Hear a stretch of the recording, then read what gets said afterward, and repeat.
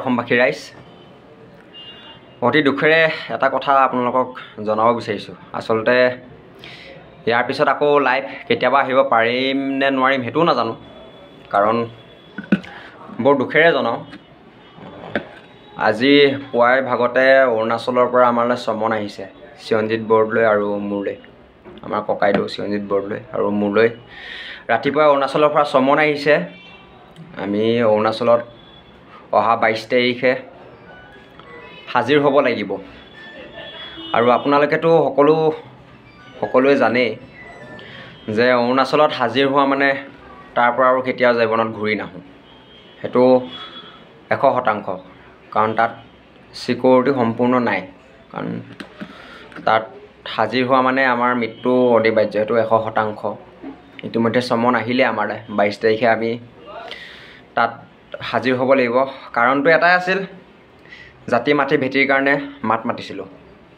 আৰু আপোনালোকে গম পায়েই, আমাৰ অৰুণাচলী লোকসকলে যিটো আমাৰ সীমা সমস্যা লৈ পেলাই ইমান দিনৰ পৰা এটা ইছ্যু হৈ আছিলে, সীমা সমস্যাৰ, সেই সীমাত আমাৰ অসম আৰক্ষী, আমাৰ অসমৰ মানুহক তেওঁলোকে বিভিন্ন অত্যাচাৰ কৰি আহিছে। আৰু আমাৰ এই কেছখন বহুত দিনৰ কেছ, কিন্তু এতিয়া আমাৰ আহিছে চমন। সম্ভৱ ফুলবাৰী অঞ্চলৰ সেই সীমাত, অৰুণাচল আৰু অসমৰ সীমাত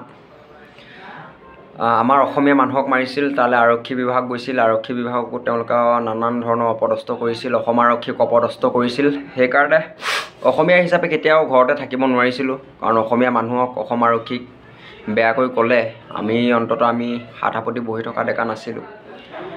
গতিকে জাতিৰ কাৰণে ওলাই আহিছিলোঁ। সেয়া অৱশ্যে জাতিৰ কাৰণে মাত মাতিয়ে আমাৰ বিদায় মাগিম বুলি ভাবিছোঁ। আপোনালোকৰ ফালৰ পৰা, আপোনালোকৰ মাজৰ পৰা আমি বিদায় মাগিম। আপোনালোকে গম পাইছেই, কাৰণ অৰুণাচললৈ গ'লেতো আমি কেতিয়াও ঘূৰি নাহোঁ।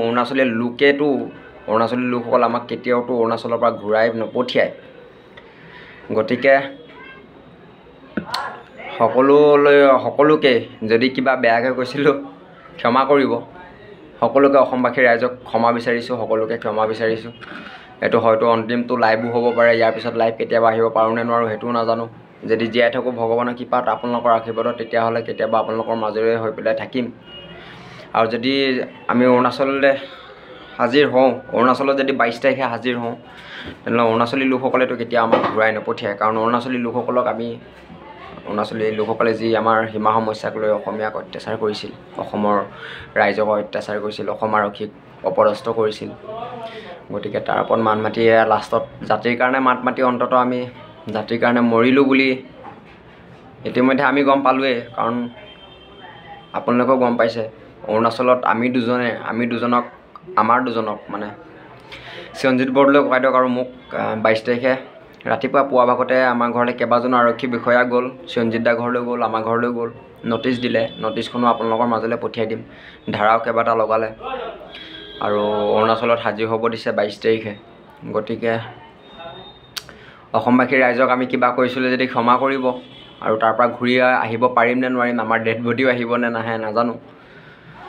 গতিকে সকলো ভালে থাকক, অসমবাসী ৰাইজ ভালে থাকক, অসম ভালে থাকক। জাতি মাটি ভেটিৰ কাৰণে ওলাই আহিছিলোঁ যেতিয়া এদিনটো মৃত্যুবৰণ কৰিবই লাগিব। আমাৰ ইমান দিনলৈকে হয়তো ভগৱানে দিন দিছিলে চাগে আমি ইমান দিনে জীয়াই থাকিম বুলি।